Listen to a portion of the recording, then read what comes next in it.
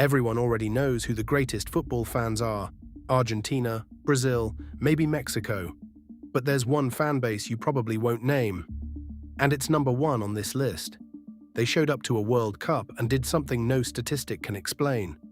Something so specific that when I found it, I went back and checked every major tournament since 2014. And it had happened every single time.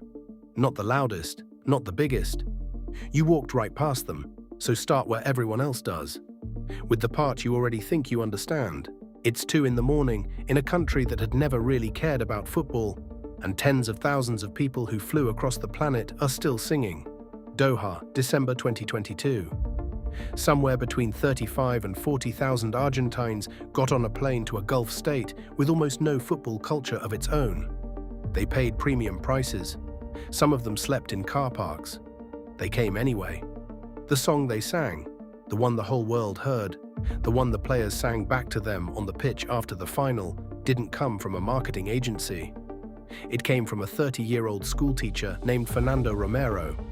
He took an old rock song, rewrote the words for this team, and a whole country learned it by heart.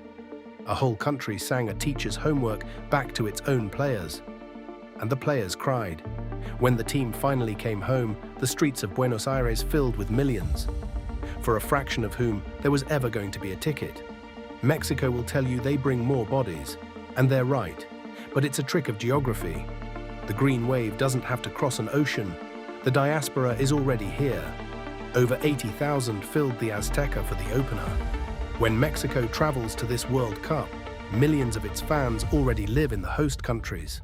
The Dutch arrive as one absurd, head-to-toe wall of orange, lion suits, cheese hats, the most recognizable traveling sight in the sport. And Scotland, 28 years away, is finally back. Hold that name. What they did to get here is the part nobody tells you, and it's coming. But nobody closes the gap between wanting to be there and getting to be there like Argentina. They take the traveling army crown, and it isn't close. You're going to disagree with this list. Everyone does. Stay for the top 3. Subscribe so you don't lose it. Which is strange, because the same fan base that closes that gap casts the longest shadow on this list. Keep them in mind. Before Euro 2024, German police graded the risk of every match at the tournament. One game was flagged as the single highest risk of the whole competition. Not for the football. For the fans coming to watch it. We've been measuring love. Now we measure who gets graded a threat before they've sung a single note. No crown here. Just a countdown. Worst first. The most feared fan base in European football of the last decade isn't even at this World Cup. A faction of far-right nationalist ultras, documented by UEFA and the EU's Football Makes History project, built a chant that glorifies a 1995 genocide. I won't repeat it, and I won't pretend it speaks for a country. It speaks for a faction. And that faction's nation didn't qualify. They're watching from home. So is the next one. Marseille, 2016, coordinated military-style attacks on rival supporters that genuinely shocked French police with how organized they were. That fan base is banned from this tournament altogether. Which leaves a strange thought. The 2 most feared fan bases on Earth are both watching this World Cup on television. So who frightens the teams that are actually here? Turkey, for one. The club game there gave the world a banner, "Welcome to Hell," and an atmosphere so loud, one European night cracked 130 decibels. That's club folklore, not the national team. But at international level, the culture follows, and Turkey are back at a World Cup for the first time since 2002, with 24 years of pressure behind them. And, uncomfortably, Argentina, the same ocean of sky blue from a minute ago. Because inside it is a documented, organized crime faction, the Terrace. Before Qatar, 6,000 of them were pre-banned from the stadiums. Argentina and the host nation signed a formal security agreement, 2 governments agreeing to keep a fan base's own members out of its own team's matches. Nobody else in football has ever needed that. 6,000 kept out against the 30,000 from a minute ago who crossed an ocean only to sing. The Terrace are not the muchachos, never confuse the two. So who's number 1 on the threat list? England used to be. They gave the world the word hooligan and exported the worst of it for decades. Turin, Marseille, a reputation carved into the sport's memory. Then, after 1990, the Taylor Report tore English fan culture down to the studs and rebuilt it. Now, when police planners write their actual threat lists, England isn't anywhere near the top. The most famous hooligans on earth aren't even feared anymore. There's no crown in this chapter. You don't celebrate this one. But I'll ask you straight, which fan base actually scares you? Tell me below. I read the replies. Close your eyes for a second. You're in the lower tier when 40,000 Colombians decide to sing their anthem at the same time. The brass comes first. Then the drums find the floor, and the floor starts to move. And by the chorus, you can't hear the person beside you. You can only feel them. And it doesn't stop when the anthem ends. It goes for 90 minutes. Melodic, relentless, the whole stadium played like one instrument. At Copa America 2024, on US soil, Colombia's yellow swallowed entire stadiums whole. Such was the demand to get inside that the final kicked off late. And when they sing the anthem itself, not a chant, the actual national anthem, every word, players and strangers and grandmothers in one voice. It stops sounding like support and starts to sound like a warning. On Colombia's Caribbean coast, in the heat of Barranquilla, visiting teams talk about the noise the way climbers talk about altitude. Something you don't beat, only survive. Fear is what opponents write down. This is what they feel in their chest before kickoff. Maybe the answer was never on a clipboard. Maybe it's the noise. Others reach for the same thing in different ways. Morocco's weapon isn't volume, it's a whistle. Tens of thousands of fans whistling at once every time the opponent touches the ball, a continuous 90-minute hiss of contempt.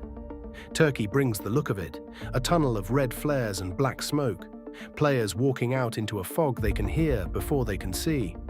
It is the kind of wall of noise that swallows a teammate's voice from 2 yards away. And Argentina brings the number. One match in 2014, audiologists caught the crowd spiking past 90 decibels, about as loud as a chainsaw, out of nothing but human throats. But Colombia doesn't fill a stadium, it plays one. The wall of sound is theirs. A wall of sound lasts 90 minutes. What about the fans who change the stadium long after the final whistle? Hours before kickoff, a Brazilian drum block, 20 deep, is already playing. Smoke, samba, a woman dancing in the aisle, a carnival that arrives long before the team does. FIFA once tried to ban samba drums from its own stadiums. A governing body looked at a rhythm and filed it under security threat. Noise dies at the final whistle. This is the fan base that brings something the whistle can't end. The Dutch take a different route to the same idea. They turn an entire stand into a single color. 30,000–40,000 people head to toe in orange. Lion suits, cheese hats, whole families dressed like traffic cones, until a section in a foreign stadium looks like someone tipped over a paint can. It is the most recognizable sight in the sport, and they rebuild it in a new country every 2 years. And then there's the ritual the whole world stole. The Viking thunderclap, a single slow clap, building, an entire stadium moving like one body. It detonated at Euro 2016, when a nation of barely 300,000 people knocked England out. And within a year, you could hear it on every continent. Here's the sting. The people who gave it to the world are watching this World Cup from their sofas. Iceland didn't qualify, the most copied fan ritual of the modern era, performed everywhere except by the ones who invented it. A country you could fit inside a single mid-sized city taught the planet how to sound like one tribe, and then went home. Brazil takes the Terrace and no one argues. But Brazil wins the eye. Japan does something stranger. After the final whistle, while everyone else files out, they pull bin bags from their backpacks and clean the stand they just sat in. They bring the bags from home. They leave thank you notes, and we are not done with them. Because by now you've noticed something. Japan keeps appearing just short of a crown. Hold that thought. 1950, the Maracanã, the final minutes of the match that will decide the World Cup. Inside are, by most estimates, somewhere between 173 and 200,000 people, the largest crowd ever to watch a game of football. A samba band waits by the touchline, instruments ready. The next morning's newspapers are already printed. Brazil, world champions. And then Uruguay scores. And the largest crowd in the history of the sport, goes completely silent. A city goes mute. Inside the stadium, 169 people need medical treatment. They coined a word for it that day, the maracanazo, because Brazil needed a name for a grief a whole nation feels at the same instant. That is the test. Not what a crowd does when it wins, what it does when the game gives it nothing. By that test, look at Scotland, 28 years of nothing. They haven't reached a World Cup since 1998, and the Tartan army followed them through every minute of it. Every failed qualifier, every near miss. In kilts, singing, winning actual sportsmanship awards for how well they lose. 28 years. A whole generation of Scots grew up, left school, and had kids of their own without once seeing their country at a World Cup, and kept turning up anyway, in the rain, for the qualifiers that went nowhere. They are the only away support a host city is sorry to see leave. Then, in stoppage time against Denmark, they finally did it. They're back. Even the FIFA president joked the new, bigger format must have been designed to get them there. They'll take it. Because loyalty isn't the party when you win. It's the kilt you fly across the Atlantic after 28 years of heartbreak, crying and laughing at the same time. The ride-or-die crown goes to Scotland. Go back to that blue thing on the empty steps. Every fan on this list fought to be heard inside the stadium. One fought just to get through the gate. Her name was Sahar Khodayari. In Iran, women were banned from football stadiums, so she disguised herself as a man to get through the gates of the Azadi in Tehran. She was arrested at the gate. Facing prison for the crime of watching a football match, she did not live to see the sentence. September 2019. They called her the Blue Girl for the colors of the club she loved. What happened next? FIFA forced the issue. Iran opened a World Cup qualifier to women, and 3,500 tickets sold out in under an hour. At the 2022 World Cup, Iranian women were in the stands, and in 2026, Iran is back at a World Cup again. A fan paid the highest price there is. For a seat, the rest of this list takes for granted.